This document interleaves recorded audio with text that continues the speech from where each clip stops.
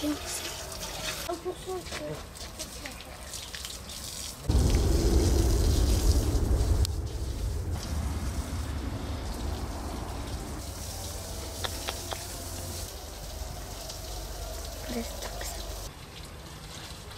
mı çıkartmış?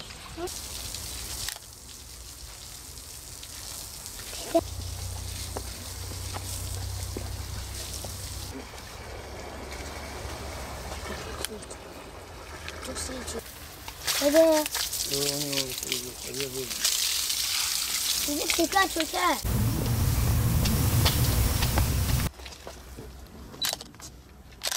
Bu her bayramda, yani bayram geldiğine inanır ki biz bayram geldiğini istemiyoruz. Yani bayram geldiği zaman aynı üzüntümüz aynı devam ediyor. Bir de bayram geldiği gibi sanki bunlar daha yeni şehit olmuşlar. Yani yeni şehit olmuşlar. Hatta ben bu bayramda sabah camiye gelirken acaba dedim bayram mıdır, bayram değil midir? O kadar ki bayram bana zor geldiği için hiç bayram olduğunu bilmiyordum.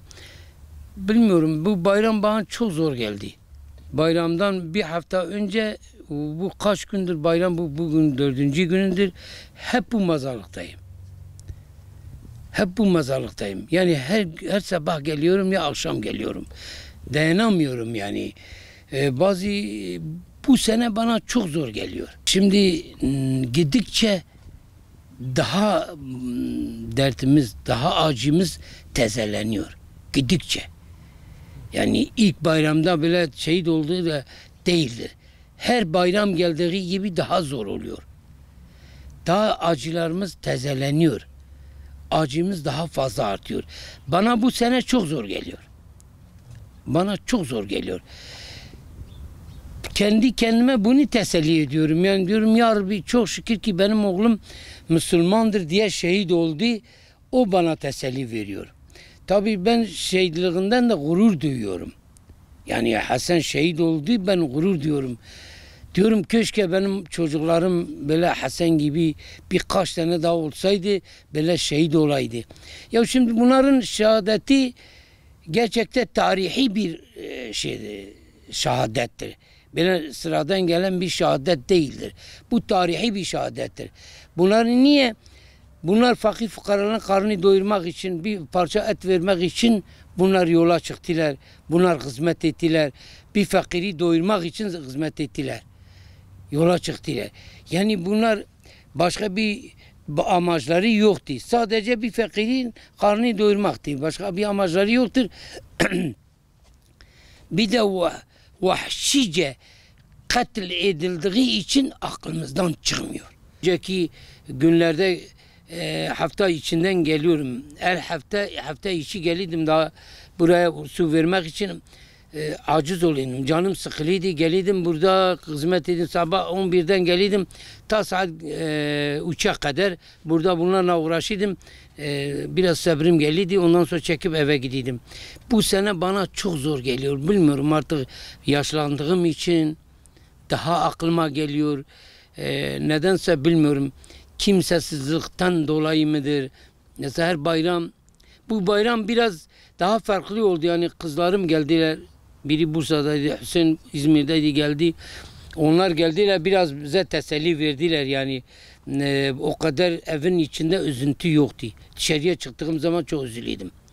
Bu evde onlara bakıyordum, sanki Hasan oradadır, o da onlarla beraber oturuyor.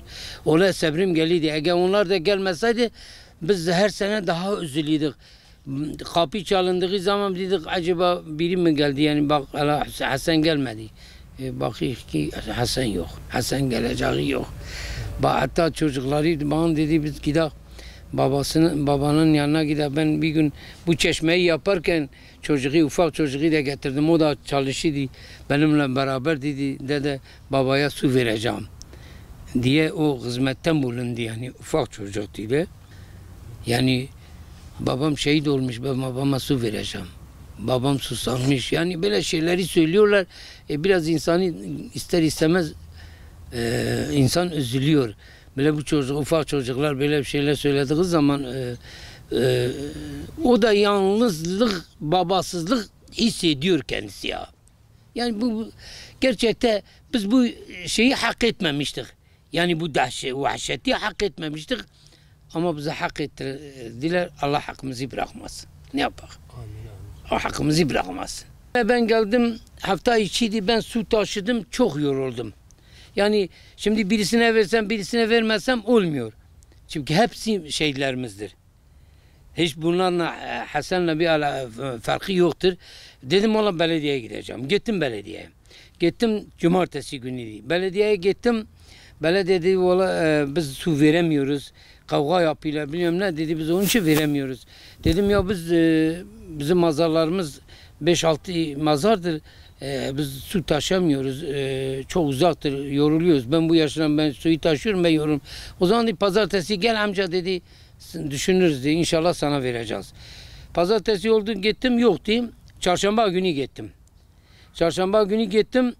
Adam dedi tamam dedi, arkadaşımız gelsin sizinle beraber, uygunsa çekin dedi.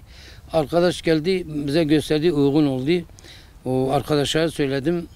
Gazi Şaban'a da söyledim. O da demişti, o da gitmişti. Benden sonra o da gitmişti, başvurmuştu. Dedi tamam. Dedi Mehmet amca biz çekeceğiz. Ola Perşembe günü karar verdik. Öyle bu çeşmeyi çektik. İnanın ki ben 3 gün 4 gün çalıştım. Bir fans getirdik, ondan sonra şey getirdi.